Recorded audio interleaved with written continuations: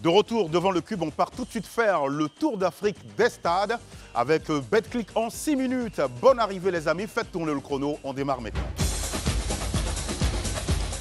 Dans l'actu ce lundi, éliminatoire mondial 2026, récap et tour d'Afrique des stades.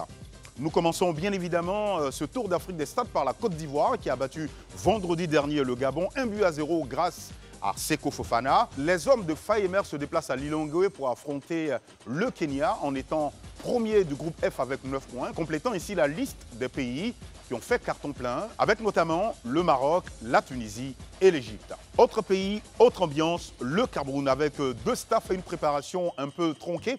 On s'était dit que le Cameroun déclarait même forfait. Finalement, le match de samedi contre le Cap-Vert a eu lieu. Les Lions indomptables ont explosé les requins bleus 4-1. Voilà, ça signe la première victoire de Mac Brice, certes, même si c'est dans des conditions un tout petit peu difficiles. L'essentiel est là, c'est la victoire. Direction maintenant le Mali pour terminer le tour des stades d'Afrique. Une seule question qu'on se pose. Le traumatisme de la défaite à la CAN face à la Côte d'Ivoire est-il vraiment digéré ?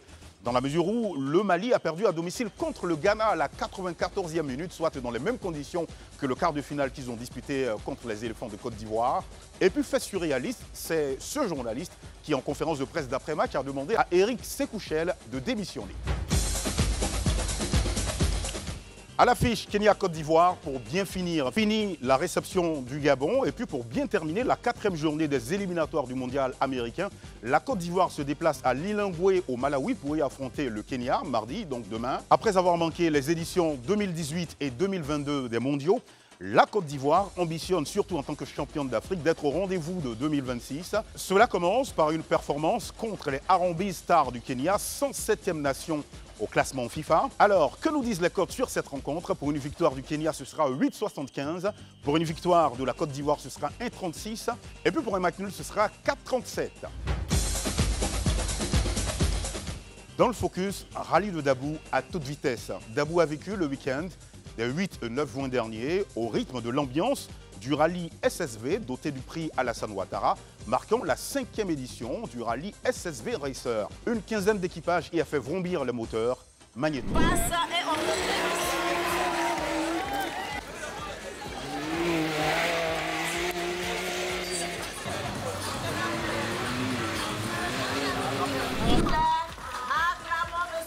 Et j'espère que votre passage à Dabou fera des émules. Je vois les visages qui s'illuminent. Je crois que chacun d'entre nous ici va chercher à acquérir un SSV pour se mettre à l'entraînement. Et je veux voir des champions sortir de Dabou et de la région des Grands Ponts.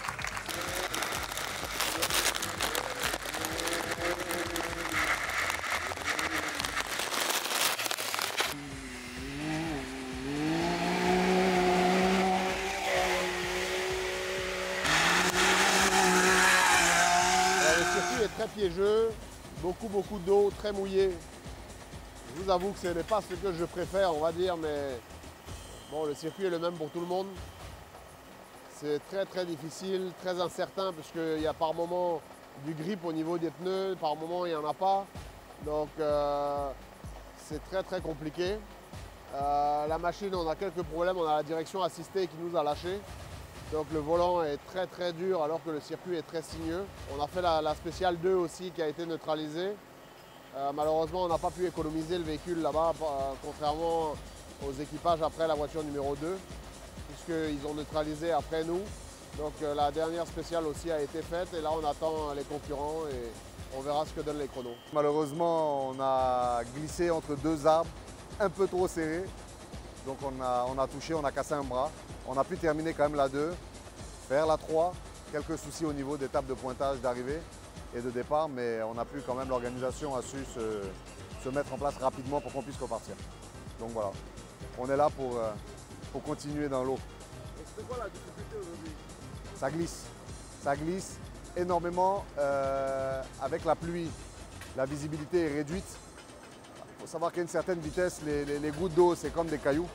Donc c'est très gênant au niveau des yeux. On a les lunettes, mais avec la boue, problème de visibilité et problème de glisse. Oui. dans l'Expresso Swiatek, reine de Roland-Garros.